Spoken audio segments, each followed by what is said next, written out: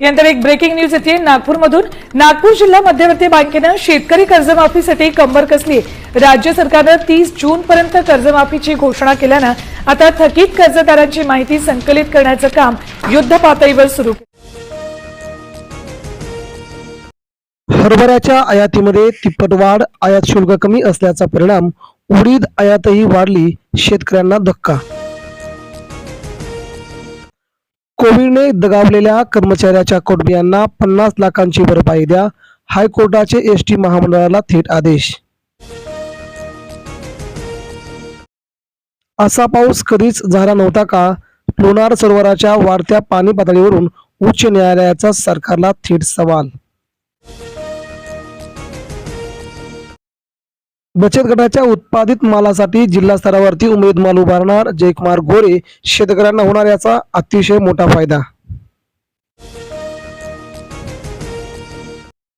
बटाटा, घेवडा, तोतापुरी, कैरीच्या भावात घसरण, शेतकऱ्यावरती मोठं संकट आल्याने शेतकरी हाताबाई।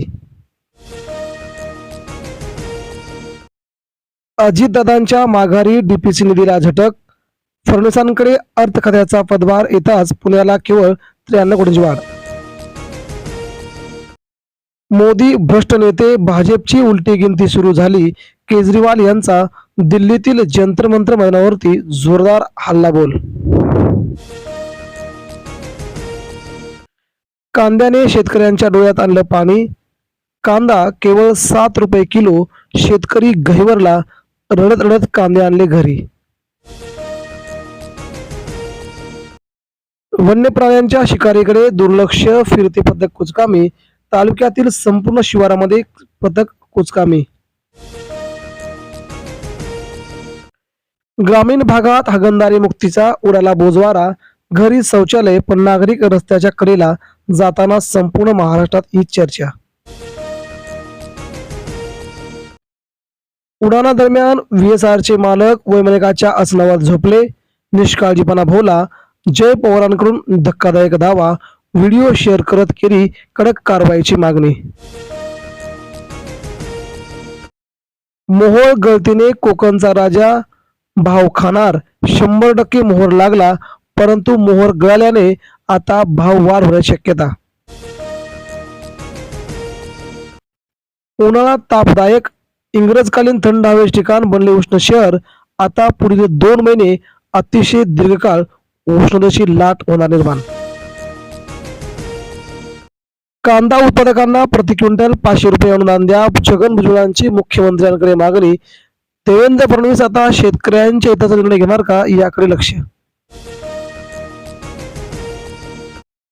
2017च्या कर्जमाफीचा गाजावाजा, पण 6.56 लाख शेतकरी अजूनही वंचित, शासनाच्या लेखी उत्तरातील वास्तव अखेर आलं समोर।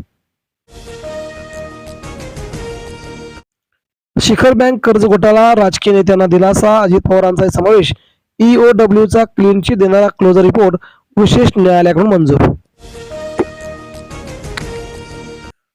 पूर्व विदर्भामध्ये वादळी पावसाची शक्यता, पुढील मार्च महिन्याच्या 15 तारखेनंतर राज्यात पुन्हा पावसाचं होणार जोरदार आगमन। देशातल्या वाढत्या उत्पादनाबरोबरच भेसळीच्या घटनातही वाढ, दुधाचा 3 पैकी 1 नमुना चाचणीत आढळला भेसळमुक्त, शेतकऱ्यांवरती मोठं संकट।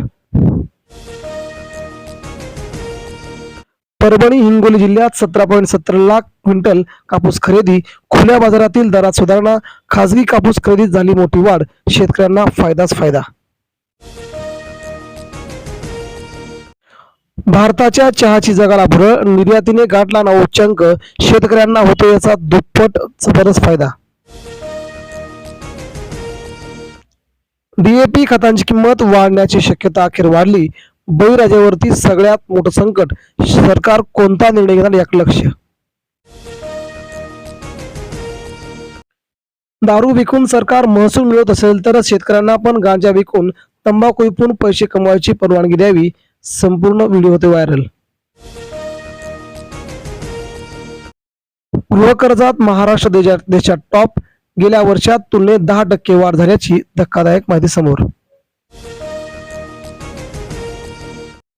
मक्याचे भाव कोसळले, शेतकरी आर्थिक संकटामध्ये, शेतकऱ्यांच्या मजबुरीचा घेत आहेत सरकार याचा मोठा फायदा 1600 ते 1800 मध्ये क्विंटलला भाव.